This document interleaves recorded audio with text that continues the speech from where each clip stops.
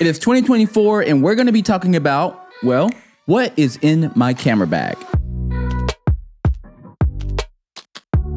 What is up, people of the internet? It is 10:55 p.m. at night and I am dedicated to creating this video tonight because I feel like it, and not all the time do I feel like creating videos, so I'm here. Anyways, I've been putting this video off for a very long time, to be completely honest, because I kept changing out cameras, I kept changing out laptops, iPads. So I actually had this backpack on a bunch of my different lists, my birthday list, my Christmas list, for a very long time. And so I was extremely happy when I looked in my inbox and saw that, hey, they wanted to send me a backpack to check out. So this video is not sponsored, and I promise we're gonna get into what's in the actual bag itself. But what makes me really happy about this backpack compared to my Peter McKinnon backpack is also the price tag.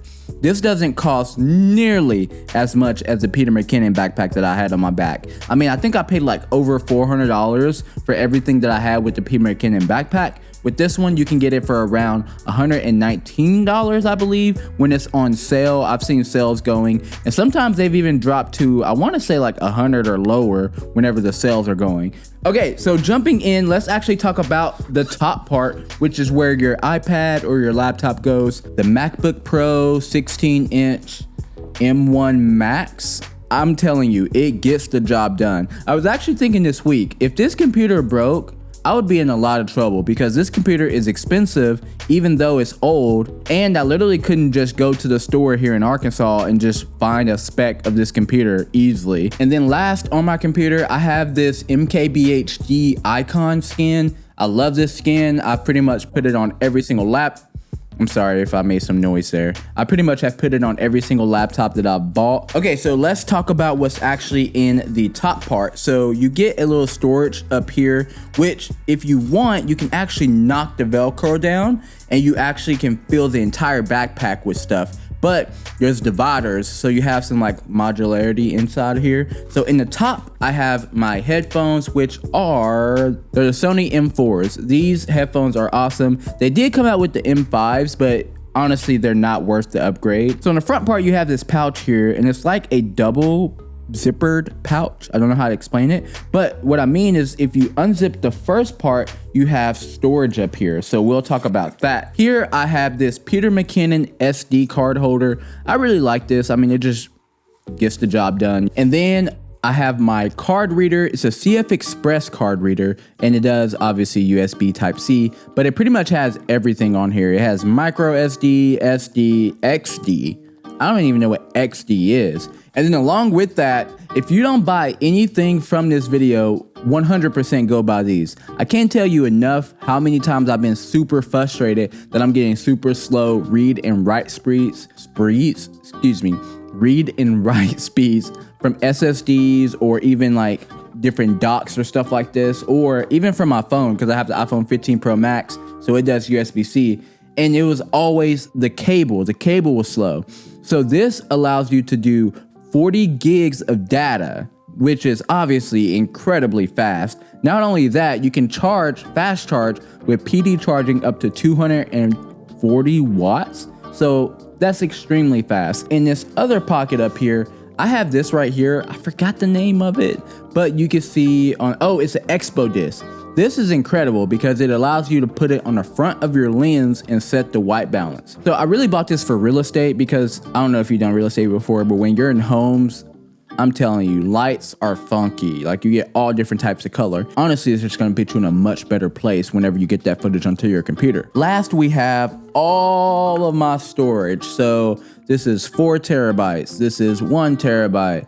I think this is 1 terabyte. This is 2 terabytes. And then I have another SSD that I'm recording with right now. So if you're wondering why I have so much storage, it's because I have 3 different Blackmagic cameras that I film with for podcasting. And so if you don't know, those record to SSDs, which makes everything so much more easier. You don't have to worry about transferring those big files from SD cards or CF Express cards or whatever. It's already on the SSDs, so you can move it on over to the same SSD and start editing. Dun, dun, dun, dun. Right there. Can you see in there? You can see a camera. You can see a Canon camera, the EOS R6. which is what this is here. Now this camera is great. I mean, honestly, it's phenomenal. I don't have any issues with this camera. Is it my favorite camera? Absolutely not. Would I rather have a different camera? Yes, I would. And once I get some more money, I definitely will be upgrading from this. But right now, I'm shooting with the EOS R6 and I have the 35 RF35. And then I have also in here, it's the Sigma 18 to 35. And then I have an RF adapter on here. This lens is absolutely amazing. Even though it's a crop sensor lens, whenever you're using this camera and you turn on all the stabilization modes, you then don't get anything around the corners at all. So you're able to use this lens like normal. So this is the 99-watt battery from SmallRig. And I love this because it actually has like PD power built in. So that means that you can plug in any device and you won't be giving it too much power, because this will read the voltage. It'll do like a handshake between the device that you're trying to charge and the battery itself, and it'll give it the right voltage or the right watts that you actually need. It has an LCD screen on the front. Next, we have this device over here, the Axoon. So this allows you to actually plug into your phone, and then you can plug your phone into your camera, and now your phone becomes a high quality monitor that you can use for your camera. Oh yeah, I almost forgot two things. So I use this FileCam quick release system. I'll leave this below in the description as well. It allows you just to quickly take this off your camera and put it back on. And then also this purple cable that I have here is from another YouTuber called Gerald Undone. If you're watching this video, you probably know who Gerald Undone is, but they came out with a special edition from Condor Blue, so I picked it up. Okay, moving on to the second to last thing, we have these Hollyland microphone systems.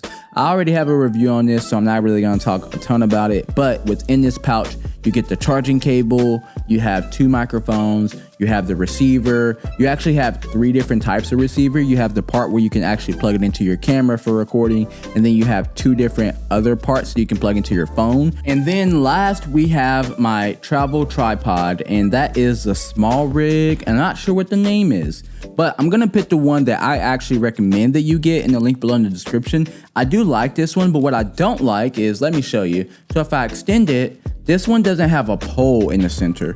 And the reason why that's important is because it doesn't get as tall as some other tripods. So they do have a version of this that's actually like the same price. I don't think it was available when I bought this tripod like over a year ago.